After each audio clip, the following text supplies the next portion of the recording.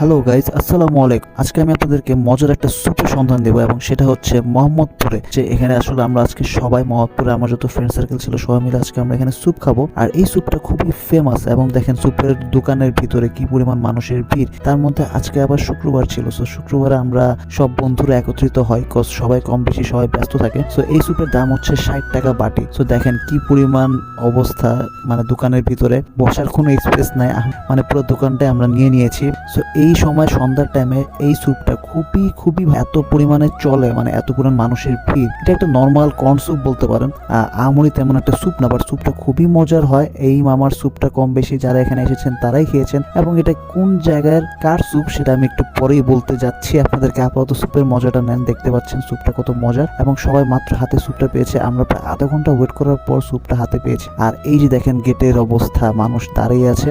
আর এই স্যুপের সাথে কিন্তু একটা ঝাল কি বলা যায়, মরিচের